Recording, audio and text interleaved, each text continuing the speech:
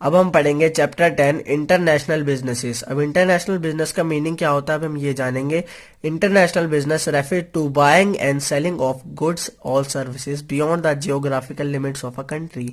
किसी भी देश से दूसरे देश में सामान को बेचना या खरीदना इंटरनेशनल बिजनेस कहलाता है। अब हम इसके टाइप्स के बारे में पढ़ेंगे। तो दोस्तों ये 3 टाइप का होता है, export, import and interport. Export क्या होता है? Export refers to selling of goods and services to a foreign country. किसी फॉरेन कंट्री को बेचना सामान, वो होता है एक्सपोर्ट। और import, it refers to buying of goods और सर्विसेज फ्रॉम फॉरेन कंट्री। किसी फॉरेन कंट्री से सामान को खरीदना। अब हम पढ़ेंगे interport. It refers to import और goods not for consumption in home country but for export them in another country। यानी हम सामान खरीद तो रहे हैं दूसरी कंट्री से, पर हम उसको यूज नहीं कर रहे, हम उसे दूसरे देशों में बेच रहे हैं। अब हम पढ़ेंगे कि इसका नेचर क्या होता है।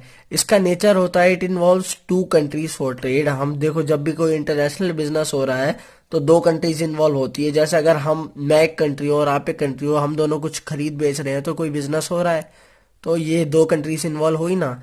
तो वैसे ही हुआ ये, it involves 2 countries for trade. 2 countries की जरूरत होती है, कोई अकेली कंट्री ट्रेड नहीं कर सकती, वो इंटरनेशनल ट्रेड नहीं होगा। अब हमारा सेकंड पॉइंट है, all transactions and payments are made in foreign currency. हम कोई भी ट्रांजैक्शन और कोई भी पेमेंट करते हैं वो फॉरेन करेंसी में होनी चाहिए। अब देखो मेरे यहाँ रुपया चलता है और आपके यहाँ पे चलता है डॉलर, तो मैं पहले उसे डॉलर में कन्वर्ट करूंगा तभी तो आपको दूंगा ना। अब ऐसे थोड़ी होता है कि आप मेरे को डॉलर दे दोगे और मैं ले लूंगा उसको। आप तो मुझे रुपीस ही दोगे, क्योंकि मेरे लिए तो रुपीस की वैल्यू है, डॉलर की तो नहीं है। ओके, हमारा नेक्स्ट टॉपिक है प्रॉब्लम्स। जो प्रॉब्लम्स इंटरनेशनल बिजनेस में होती है, जैसे लीगल प्रोसीजर सबसे बड़ी प्रॉब्लम है। हम कभी भी इंटरनेशनल बिजनेस करते हैं तो उसके लिए बहुत ज्यादा लीगल पेपर वर्क चाहिए होता है। अगर आप कोई भी ट्रांजैक्शन कर रहे हैं, अगर मुझे कुछ भी खरीद बेच रहे हैं, तो मुझे तो आपको कोई पेपर वर्क वगैरह करने की जरूरत नहीं है। जैसे आपने किसी भी शॉप से कुछ खरीदा तो उसे पेपर वर्क की जरूरत नहीं है। पर जब भी कोई इंटरनेशनल बिजनेस होता है तो वो ऐसे छोटी छोटी चीजों में नहीं होता, वो एक बहुत लार्ज स्टॉक में होता है।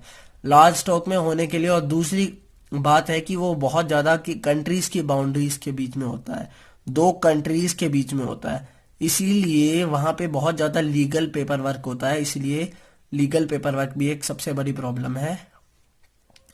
अगला है रिस्ट्रिक्शंस। हमारे गुड्स के इंपोर्ट एक्सपोर्ट में रिस्ट्रिक्शंस बहुत ज्यादा लगे हैं। अगर कोई भी गुड खराब है, क्वालिटी चेक होता है, दुनिया भर के टेस्ट होते हैं, उसके बाद उसे मंजूरी मिलती है। ऐसे नहीं कोई चीज इंपोर्ट एक्सपोर्ट होती, रिस्ट्रिक्शंस बहुत ज्यादा मैटर करती है।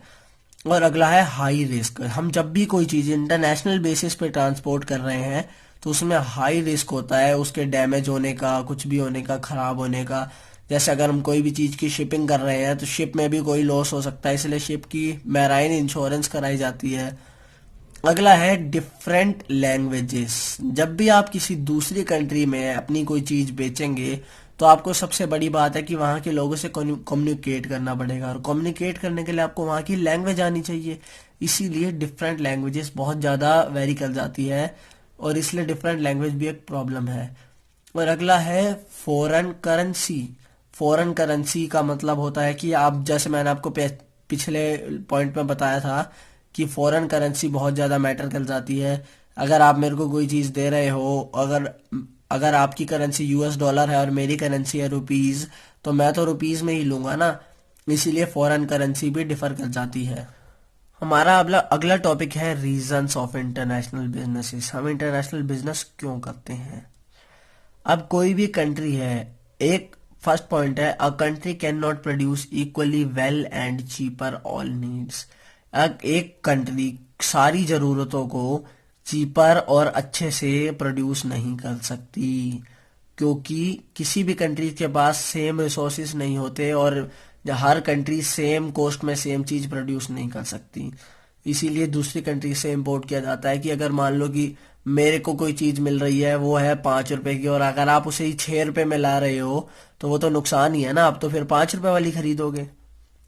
अगला है there is unequal distribution of natural resources among different countries. हर किसी के पास सेम रिसोर्सेज नहीं है। किसी के पास उसे प्रोड्यूस करने के रिसोर्सेज हैं और किसी के पास नहीं है। और अगला पॉइंट है availability of different factors of production such as land, labour, capital and raw material and difference among the different countries.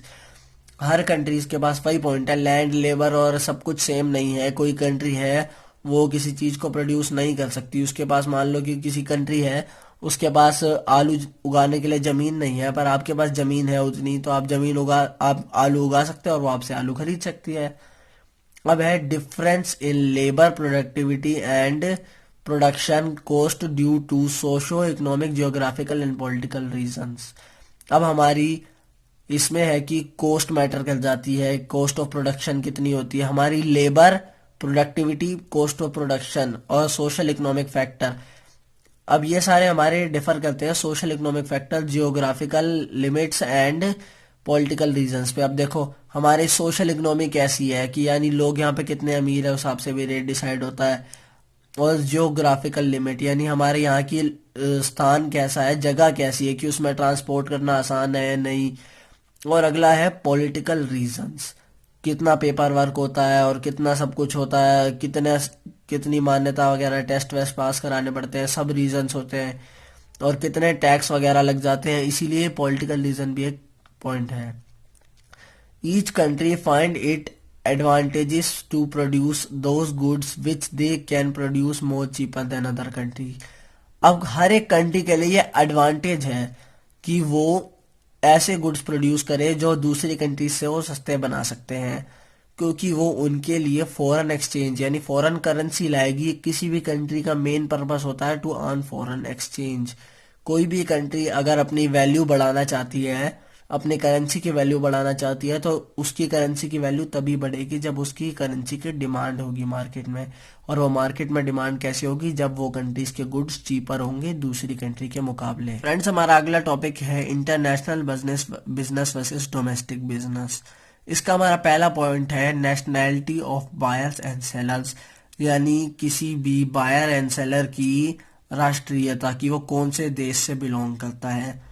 जब भी हम कोई गुड्स एक्सपोर्ट इंपोर्ट करते हैं तो हम उस पर आजकल चेक करते हैं कि वो मेड इन चाइना है या कहाँ का है, इसीलिए हम देख के ही लेते हैं प्रोडक्ट आजकल तो mostly. Nationality of other stakeholders, यानी कि उसकी प्रोडक्शन कहाँ हो रही है। मान लो हमारी कंपनी है, कंपनी अमेरिकन है पर प्रोडक्शन उसकी चाइना में हो रही है, तो वो मेड इन चाइना ही हुआ ना।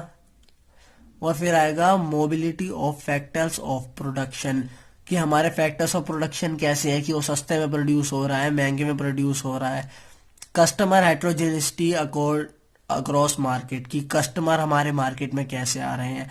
कई कस्टमर होते हैं सिर्फ चीज देख देख के छोड़ देते हैं, पर जो कस्टमर होते हैं मेन वो खरीदने वाले वो कस्टमर होते हैं असली में। तो इसलिए कस्टमर की मानसिकता यानी हेट्रोजेनिटी मैटर करती है। Different in business system and practices, जब भी हम डोमेस्टिक बिजनेस में कुछ करते हैं तो हम आराम से कुछ भी बेच सकते हैं, पर बिजनेस सिस्टम पूरा बदल जाता है जब हम इंटरनेशनल बिजनेस करते हैं। Lot of paper work, transaction और बहुत कुछ होता है उसमें। पॉलिटिकल सिस्टम एंड रिस्क, हमें मंजूरियां दिलवानी पड़ती है वहाँ की गवर्नमेंट से कि हमारा सामान उतारो हमारे पोर्ट पर, और ऐसे ऐसे ट्रांसपोर्ट करने के लिए बहुत ज़्यादा वो होता है। और शिप में ट्रांसपोर्ट करना, एरोप्लेन में ट्रांसपोर्ट करना, दुनिया भर के रिस्क भी होते हैं। बिजनेस रेगुलेशन एंड पॉलिटिक्स, वही है कि बिजनेस के रूल्स एंड रेगुलेशन फॉलो करने पड़ते हैं। ये वाला सर्टिफिकेट, वो वाला certificate, quality certificate, FSCI certificate, दुनिया भर के सर्टिफिकेट लेने पड़ते हैं। और फिर पॉलिटिक्स के भी, पॉलिटिशियन के भी करना पड़ता है कि हाँ हम तुम्हारी कंट्री में इंपोर्ट कर रहे हैं। जब भी हम किसी कंट्री में इंपोर्ट करते हैं तो वहाँ के इंपोर्ट मिनिस्टर से हमारे साइन होने चाहिए, इंपोर्ट मिनिस्टर की रिसिप्ट होनी चाहिए हमारे पास। अगला है currency used in business transaction, हम उसकी फॉरेन एक्सचेंज को भी चेंज कराएंगे तो उसमें भी बहुत ज़्यादा वो होता है प्रॉब्लम। और हमारे करेंसी की वैल्यू तभी बढ़ेगी जब हमारे पास फॉरेन एक्सचेंज बहुत ज़्यादा होगा।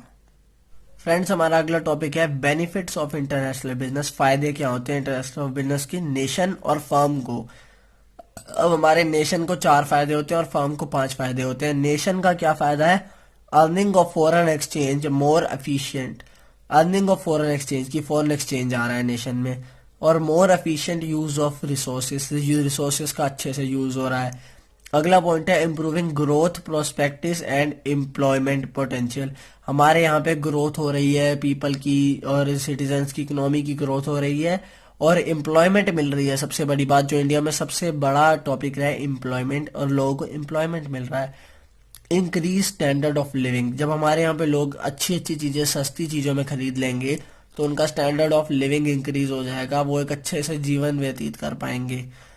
अगला है फर्म को क्या क्या बेनिफिट्स होते हैं।